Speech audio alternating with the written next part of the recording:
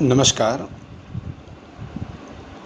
स्नातक द्वितीय वर्ष के संस्कृत के प्रथम प्रश्न पत्र में सम्मिलित अभिज्ञान शाकुंतलम की कक्षा में आपका स्वागत है।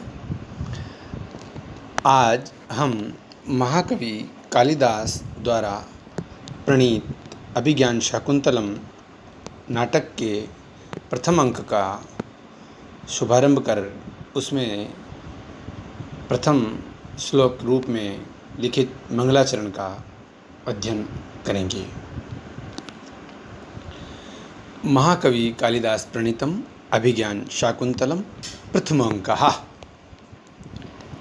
छात्रों, इसका पहले हम सस्वर वाचन करेंगे। या सृष्टि सृष्टुराद्या वहति विधिहुतं या हवर्या च होत्री ये द्वे कालं विधत्तः श्रुतिविषयगुणा या स्थिता व्याप्य विश्वं या माहुः सर्वबीज प्रकृतिरिति यया प्राणिनः प्राणवन्तः प्रत्यक्षाभिप्रपन्नस्तनुभिरवतु वस्ताभिरष्टाभिरीश।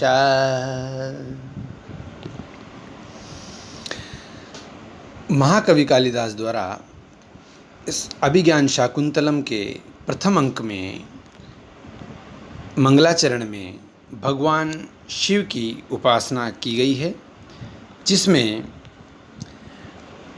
भगवान शिव की 8 मूर्तियों से युक्त स्वरूप की उपासना की गई है। नाटक में मंगलाचरण का लक्षण ग्रंथों में महत्व वर्णित किया गया है, उसके अनुसार यहाँ पर भी यह मंगलाचरण सम्मिलित किया गया है। हम इस मंगलाचरण के अन्वय को देखते हैं। या सृष्टु आद्या सृष्टि ही, अर्थात जो विधाता की पहली सृष्टि है। पहली सृष्टि कौन है? पहली सृष्टि है जल। सबसे पहले सृष्टि में जल की ही रचना हुई है। आपो नारा इति प्रोक्ता आपो वै नरः सूनवः, ऐसा मनुस्मृति में भी कहा गया है। उसके बाद दूसरी मूर्ति कौन है विधाता की? या विधिहुतम हवि वहति, अर्थात जो विधि पूर्वक हवन की हुई हवि को ले जाती है। विधि पूर्वक हवन की हुई हवि को कौन ले जाती है? अग्नि। जब कोई यजमान हवन करता है तो वह अग्नि ही तो देवताओं तक उस हवि को ले जाती है, इसलिए वह भी विधाता की एक मूर्ति हुई। तीसरी जो मूर्ति है वह है होत्री, अर्थात हवन करने वाली कौन? यजमान रूपी मूर्ति। फिर 2 मूर्तियाँ और आती हैं। ये द्वे कालम विधत्ता है, जो 2 काल का विभाजन करती हैं। कौन? सूर्य और चंद्र रूपी जो 2 मूर्तियाँ हैं। इस तरह से 5 मूर्तियाँ अभी तक वर्णित हो चुकी हैं। इसके बाद आती है श्रुति विषय गुणा या विश्वम व्याप्य स्थिता। श्रुति विषय गुणा अर्थात जो इंद्रिय ग्राह्य शब्द रूप गुण की आश्रय भूता है। हम कानों से किसे सुनते हैं? शब्द को। शब्द का आश्रय भूत कौन है? आश्रय कौन है? आकाश। शब्द गुणकम आकाशम, यह आकाश का लक्षण कहा गया है। शब्द जिसका गुण है वह आकाश होता है। अर्थात शब्द रूप गुण की आश्रय भूता जो मूर्ति पूरे विश्व को व्याप्त करके स्थित है,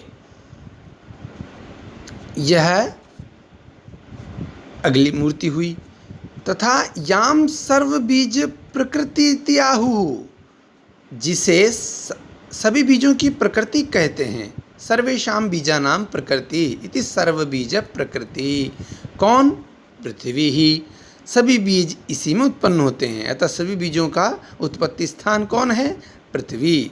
तो यह भी मूर्ति हो गई एक। उसके बाद आती है अंतिम मूर्ति, यया प्राणिनः प्राणवंत, जिस विधाता की मूर्ति के द्वारा सभी प्राणी प्राणवान हैं, अर्थात वायु रूप मूर्ति। वही वायु प्राण कहा गया है और उसी के रहने पर प्राणी प्राणवान होता है, यदि वह नहीं रहे तो निष्प्राण हो जाता है। इसलिए यहाँ पर वायु की अष्टम मूर्ति के रूप में वायु का वर्णन है। तो ताभि प्रत्यक्षा भी, उन प्रत्यक्ष 8 संख्यक स्वरूपों से युक्त ईशः अर्थात शिव है, वह तुम सबकी किन सबकी, सभासदों की, नटों की, दर्शक, जो कोई भी इस नाटक को पढ़ना, देखना, सुनना चाहते हैं, सुन रहे हैं, उन सब की आवतु रक्षतु, रक्षा करें। अर्थात इन अष्ट मूर्तियों से युक्त शिव आप सबकी रक्षा करे। यह इसका हिंदी व्याख्या हुई। आपके परीक्षा पाठ्यक्रम अनुसार हिंदी व्याख्या और संस्कृत व्याख्या दोनों आती हैं। तो इसके बाद हम इसकी संस्कृत व्याख्या पर विचार करते हैं।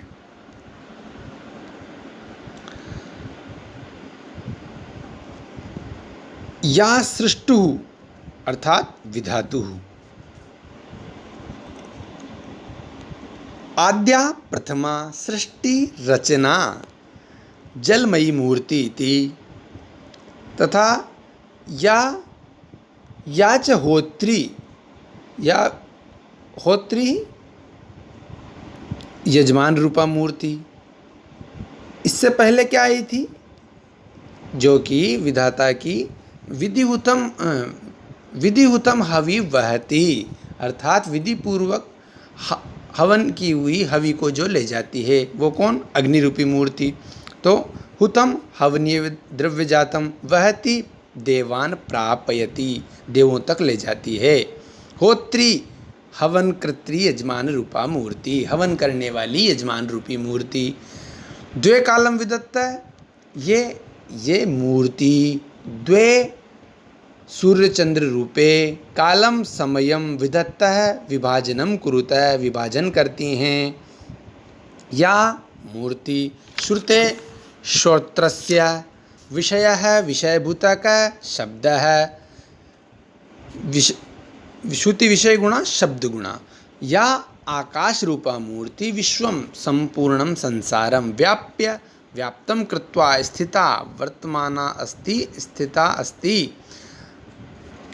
याम मूर्तिम सर्वबीज प्रकृति सर्वविध शस्यांकुर योनि, सर्वेषां बीजानाम आश्रयभूता सर्वविध शस्यांकुर योनि इति आहु वदन्ति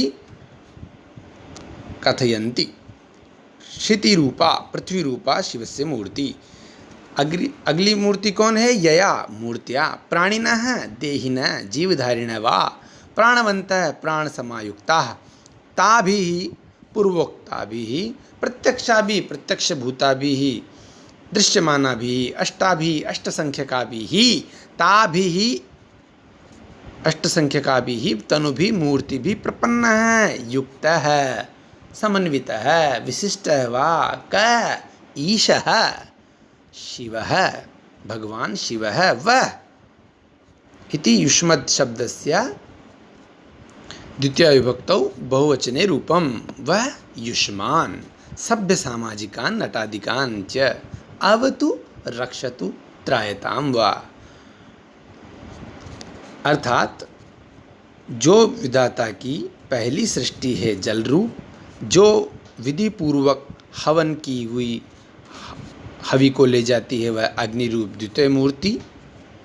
जो हवन करने वाली यजमान रूपी मूर्ति है, वह जो दो कालों का विभाजन, दिन रात का विभाजन करती है, जो दो मूर्तियां सूर्य और चंद्र रूपी, तथा शब्द रूप शब्द गुण की आश्रयभूता जो पूरे संसार को व्याप्त करके स्थित है, ऐसी आकाश रूप मूर्ति वह, और सभी बीजों की प्रकृति भूता पृथ्वी, तथा सभी प्राणियों जिससे प्राण बनते ऐसी वायु, इन सब प्रत्यक्ष 8 मूर्तियों से युक्त शिव आपकी रक्षा करे।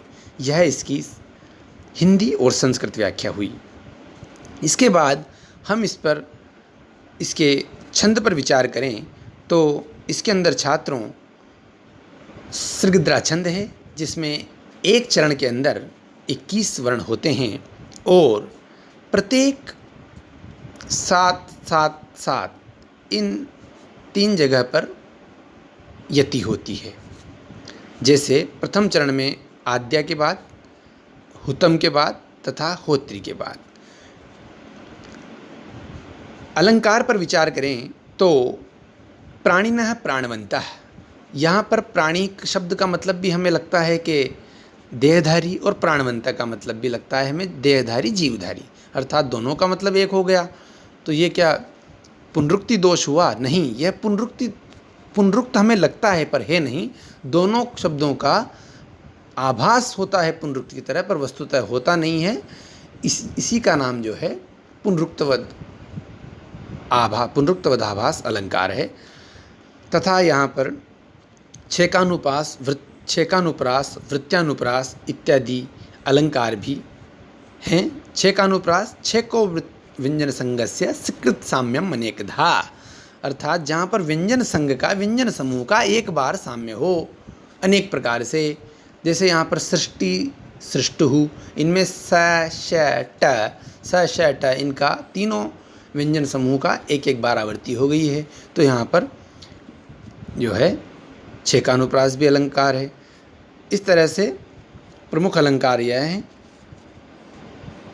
इस जो है मंगलाचरण है, यह अपने आप में विशिष्ट है, व्यापक है और महाकवि द्वारा एक व्यापक पूरे ब्रह्मांड को सम्मिलित करते हुए उस ब्रह्मांड की विशेषताओं से युक्त भगवान शिव की आराधना करके जो है अपने इस नाटक के लिए आशीर्वाद मांगा गया है।